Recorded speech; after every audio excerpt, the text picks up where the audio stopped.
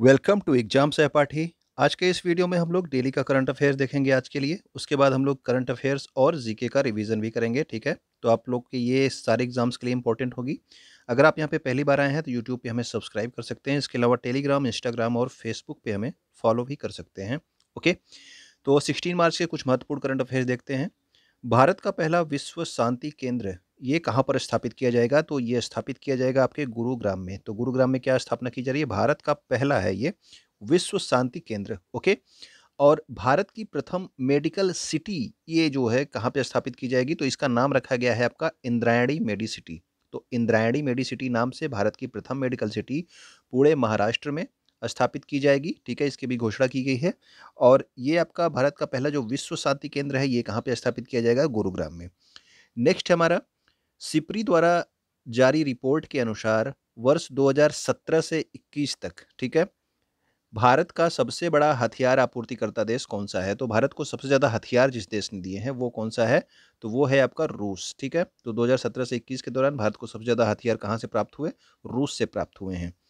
फरवरी 2022 के लिए ICC player of the month किसे चुना गया? तो ये तो करंट अफेयर जो है हर महीने दिया जाता है आईसीसी के द्वारा, ठीक है ना। ये अवार्ड जो है हर महीने दिया जाता है आईसीसी के द्वारा कि दो खिलाड़ियों को, एक आपके पुरुष को जिसमें से फरवरी 2022 के लिए श्रेयस अय्यर को दिया गया है, ये आपके भारत के खिलाड़ी हैं। उसके अलावा अमेलिया केर को महिला श्रेणी में दिया गया है और ये किस किस देश के खिलाड़ी हैं? तो ये न्यूजीलैंड के खिलाड़ी हैं, ठीक है। एयर इंडिया का नवीनतम अध्यक्ष किसे नियुक्त किया गया है? तो एयर इंडिया का जो नवीनतम अध्यक्ष है वो बनाया गया है एन चंद्रशेखरन को। तो एन चंद्रशेखरन आपके टाटा के भी जो है वर्तमान अध्यक्ष हैं, ठीक है, सीईओ हैं। और इनको अब एयर इंडिया का भी नवीनतम अध्यक्ष बना दिया गया है। रेत समाधि जिसको जो है अनुवाद किया गया है किस नाम से? टॉम्ब ऑफ सैंड के नाम से। इसको इसे हाल ही में बुकर पुरस्कार में जो है आपका नामांकन मिला है, ठीक है ना। तो वहाँ पे ये जो है आपकी नॉमिनेट हुई है बुकर पुरस्कारों के लिए। तो अभी जीता नहीं है, ठीक है, तो अभी नॉमिनेट किया गया है। तो याद रखना रेत समाधि किसने लिखी है? तो ये लिखी है गीतांजलि श्री ने। नेक्स्ट है किस हाई कोर्ट के द्वारा यह फैसला दिया गया कि हिजाब इस्लाम का अभिन्न अंग नहीं है, ठीक है ना। तो हिजाब को इस्लाम का अभिन्न अंग नहीं माना है किसने? तो वो आपका ये फैसला दिया गया है कर्नाटक हाई कोर्ट के द्वारा। अभी कुछ दिन पहले हिजाब विवाद चल रहा था जिस पर ये फैसला आया है, ठीक है ना, कर्नाटक हाई कोर्ट के द्वारा। हाल ही में युवा वैज्ञानिक कार्यक्रम युविका की शुरुआत किसके द्वारा की गई? तो युविका जो है क्या है? एक युवा वैज्ञानिक कार्यक्रम है। तो इसकी जो है शुरुआत जो है 2 साल 3 साल पहले की गई थी, ठीक है, 2019 में, ठीक। तो अभी इसको जो है हर साल जो है क्लास 9 तक के बच्चों के लिए अंतरिक्ष से संबंधित जानकारी दी जाती है आपके युविका कार्यक्रम में। और ये स्टार्ट किया गया है किसके द्वारा? युविका कार्यक्रम तो इसरो के द्वारा प्रारंभ किया गया है।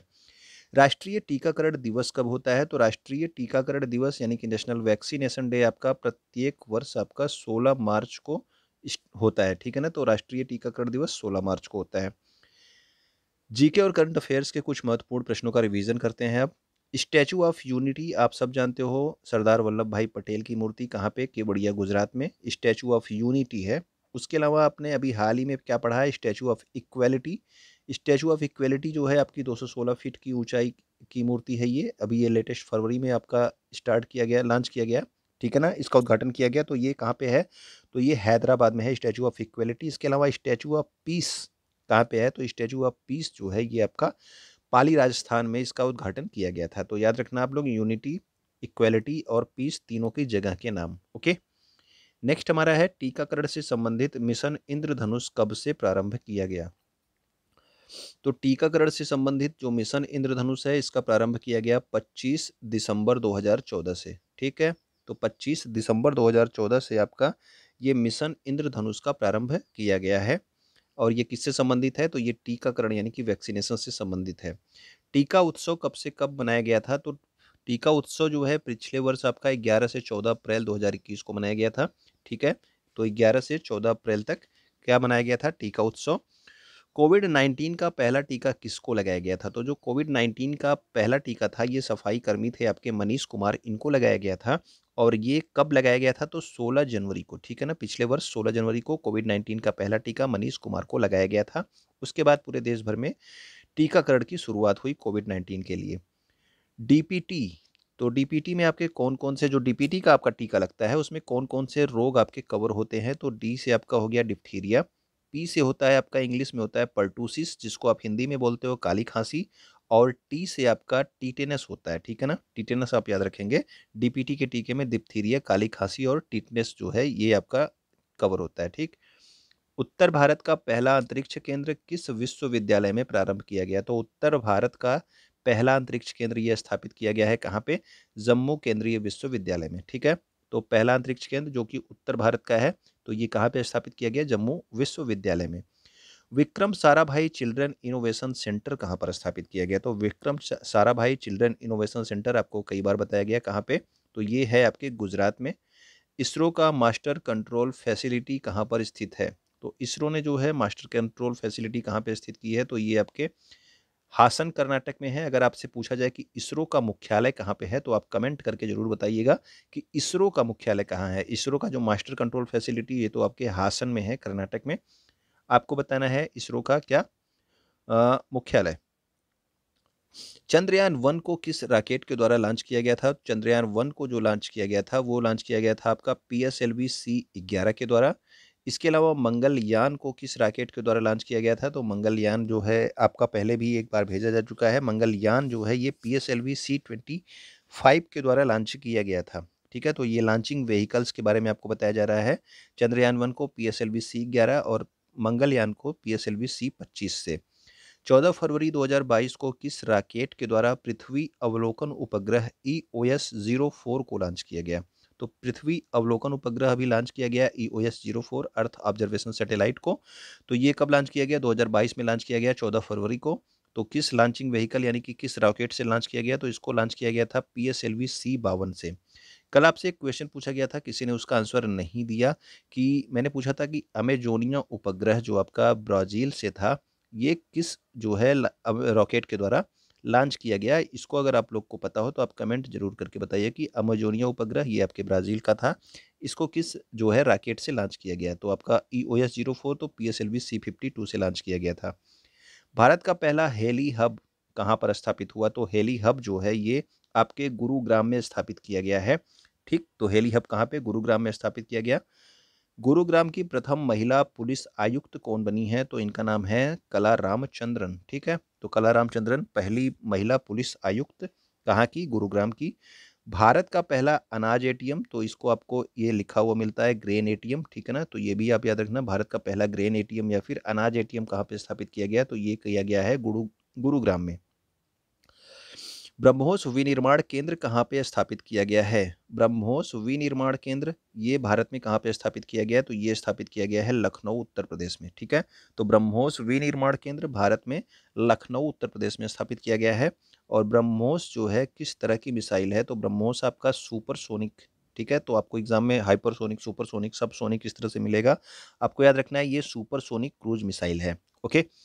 ब्रह्मोस का निर्माण भारत ने किस देश की सहायता से किया? तो ब्रह्मोस आप सब जानते हो कि भारत और रूस की सहायता से किया गया है, ठीक है। तो भारत के ब्रह्मपुत्र नदी और रूस के मोस्कवा नदी से इसका नाम जो है रखा गया है क्या? ब्रह्मोस।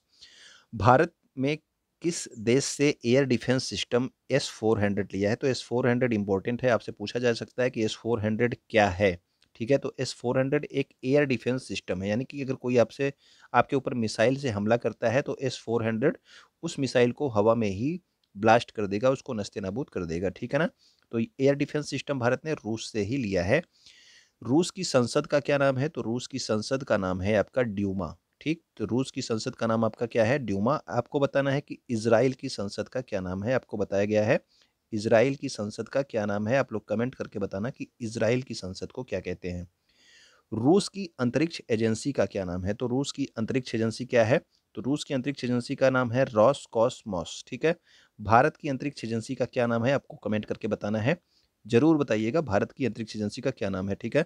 तो आपको तो पता ही होगा फिलहाल, रूस की अंतरिक्ष एजेंसी का नाम रॉसकॉसमॉस, ठीक है। अमेरिका की आपकी क्या है? नासा है, ठीक। जापान की क्या है? जाक्सा है, ओके। भारत के संविधान में मौलिक कर्तव्य किस देश से लिए गए हैं? तो जो आपके मौलिक कर्तव्य हैं ये आपके सोवियत संघ से लिए गए हैं, यानी कि जो वर्तमान में आपका रूस है वहाँ से आपके लिए गए हैं क्या? मौलिक कर्तव्य। और मौलिक कर्तव्य आपके मूल संविधान में नहीं थे, मौलिक कर्तव्यों को संविधान के किस संशोधन के द्वारा जोड़ा गया था? तो जो मौलिक कर्तव्य थे इनको 42वां संविधान संशोधन जो हुआ था 1976 में, इसके द्वारा जोड़ा गया था। और 42वें संविधान संशोधन को हम लोग क्या कहते हैं? तो इसको लघु संविधान भी कहा जाता है, ठीक है ना? तो इसको लघु संविधान भी कहते हैं। तो 42वें संविधान संशोधन के द्वारा जोड़ा गया मौलिक कर्तव्यों को। और मौलिक कर्तव्यों को किस समिति की सिफारिश के बाद संविधान में जोड़ा गया था? यानी कि कौन सी समिति ने सिफारिश की थी इसको जोड़ने के लिए आपके संविधान में? तो सरदार स्वर्ण सिंह समिति थी, सरदार स्वर्ण सिंह समिति। प्रथम श्रेणी के अपने पदार्पण मैच में 13 शतक लगाने वाले खिलाड़ी कौन बन गए हैं? तो प्रथम श्रेणी के अपने पदार्पण मैच में 13 शतक लगाने वाले जो खिलाड़ी बन गए हैं उनका नाम है साकिबुल गनी, ठीक है? तो साकिबुल गनी जो है ये आपके फर्स्ट श्रेणी क्रिकेट में अपना पदार्पण यानी कि डेब्यूट मैच यानी कि पहला मैच इनका प्रथम श्रेणी का था, तो इसमें इन्होंने 13 शतक लगाए। ये बिहार से संबंधित हैं, साकिबुल गनी इनका नाम है। आपको बताना है कि एक ही मैच में अभी हाल ही में 10 विकेट किस क्रिकेटर ने लिए हैं? ये न्यूजीलैंड के हैं, ठीक है ना? किस क्रिकेटर ने जो है लिए हैं? अगर आपको याद हो तो आप बताइएगा, आपको पहले भी बताया जा चुका है। विश्व कप में सर्वाधिक विकेट लेने वाली प्रथम महिला क्रिकेटर कौन बन गई हैं? तो ये बात केवल विश्व कप की हो रही है। जो विश्व कप के मैच होते हैं उनमें सर्वाधिक मैच लेने वाली जो प्रथम महिला क्रिकेटर बनी हैं वो हैं आपकी झूलन गोस्वामी, और ये भारत की क्रिकेटर हैं, ठीक है? ये बॉलर हैं, ओके? आईसीसी क्रिकेट महिला विश्व कप 2022 का आयोजन जो है कहाँ पे किया जा रहा है? तो हाल ही में जो है आईसीसी का जो है महिला विश्व कप खेला जा रहा है, ठीक है? महिला विश्व कप आप लोग देखते नहीं होंगे फिलहाल, पुरुष विश्व कप में सब लोग टीवी पे सटे रहते हो। तो ये न्यूजीलैंड में खेला जा रहा है वर्तमान में, ओके? हाल ही में सर्वाधिक विश्व कप खेलने वाली प्रथम महिला कौन बन गई हैं? तो सबसे ज़्यादा विश्व कप देखिए, विश्व कप में सबसे ज़्यादा विकेट लेने वाली जो महिला बनी है वो बनी है झूलन गोस्वामी। और सबसे अधिक विश्व कप खेलने वाली प्रथम महिला जो बनी है उनका नाम है मिताली राज, और इन्होंने 6 विश्व कप खेल लिए हैं, ठीक है? तो 6 विश्व कप, ये इनका 6वां विश्व कप है जो ये खेल रही हैं। और ये विश्व कप में कप्तान भी कौन है? तो वो मिताली राज ही हैं। सर्वाधिक रन बनाने वाली महिला खिलाड़ी का क्या नाम है? तो सबसे अधिक रन बनाने वाली महिला खिलाड़ी का नाम है मिताली राज, ठीक? तो ये भी याद याद रखेंगे। और किस एकमात्र खिलाड़ी को मेजर ध्यानचंद खेल रत्न पुरस्कार 2021 प्रदान किया गया? तो हाल ही में जो है मेजर ध्यानचंद खेल रत्न पुरस्कार दिए गए थे 12 लोगों को, जिसमें से आपकी एक खिलाड़ी थी क्रिकेट की जिनका नाम क्या है? Mithali Raj. ICC women cricketer of the year 2021 किसको चुना गया? तो आईसीसी जो है ये 2021 साल के लिए क्रिकेटर ऑफ द ईयर किसको चुना है? तो ये चुना गया है स्मृति मंधाना को। भारत की प्रथम राष्ट्रीय समुद्री सुरक्षा समन्वयक किसको नियुक्त किया गया है? तो ये नियुक्त किया गया है जी अशोक कुमार को, ओके? टिस्को कंपनी की स्थापना कब हुई थी? तो टिस्को क्या है आपका? टाटा आयरन स्टील कंपनी है, ठीक है ना? टिस्को आपका, तो टिस्को की स्थापना हुई थी आपके 1907 में, और ये कहाँ पे स्थापित किया गया था? तो जमशेदपुर में, ठीक है ना? तो जमशेदपुर किस राज्य में है? अगर आपको पता हो तो कमेंट करके बताना कि जमशेदपुर किस राज्य में पड़ता है, ठीक है? बोकारो आयरन स्टील प्लांट कहाँ पर स्थित है? तो बोकारो आयरन स्टील प्लांट कहाँ पर स्थित है? तो ये स्थित है आपके झारखंड में। और जो आपका बोकारो आयरन स्टील था इसकी स्थापना की गई थी आपके रूस की सहायता से। इसके अलावा भिलाई आयरन स्टील प्लांट कहाँ पर स्थित है? तो भिलाई आयरन स्टील प्लांट आपके स्थित है छत्तीसगढ़ में, ठीक है? तो भिलाई भी आपसे पूछा जाता है, तो भिलाई आपके छत्तीसगढ़ में है। बोकारो कहाँ पे है? झारखंड में है। और भिलाई स्टील प्लांट को भी रूस की सहायता से स्थापित किया गया था। राउरकेला आयरन स्टील प्लांट कहाँ पर स्थित है? तो राउरकेला आपका कहाँ पे है? उड़ीसा में है, ठीक है? और इसको जो है जर्मनी की सहायता से स्थापित किया गया था। इसके अलावा जो है आपका बर्नपुर में है कोलकाता में, ठीक है? उसको जो है इंग्लैंड की सहायता से स्थापित किया गया था आपके। Centre for developing advance computing यानी कि सीडैक का नाम आप सुनते होंगे, जो आपका सुपर कंप्यूटर्स बनते हैं उनसे संबंधित ये संस्था है आपकी सीडैक, ठीक है ना? तो इसका जो है मुख्यालय कहाँ पे है? तो इसका मुख्यालय है आपके पुणे में। मुंबई और पुणे के मध्य में कौन सा दर्रा स्थित है? तो मुंबई और पुणे के मध्य में स्थित है आपका भोरघाट दर्रा, तो ठीक है? तो मुंबई और पुणे के मध्य में भोरघाट दर्रा। मुंबई और नासिक के मध्य में कौन सा दर्रा स्थित है? अगर आपको पता हो तो आप कमेंट करके बताइएगा। भारत का पहला मेडिकल डिवाइस पार्क कहाँ पर स्थापित किया गया? तो ये आपके केरल में स्थापित किया गया। अभी आपने ऊपर देखा था कि मेडिकल सिटी, ठीक है? तो वो मेडिकल सिटी थी, ये आपका मेडिकल डिवाइस पार्क है, ठीक? याद रखना, मेडिकल डिवाइस पार्क केरल में, और मेडिकल सिटी जो है ये आपके पुणे में स्थापित किए जाने की घोषणा की गई है, ओके?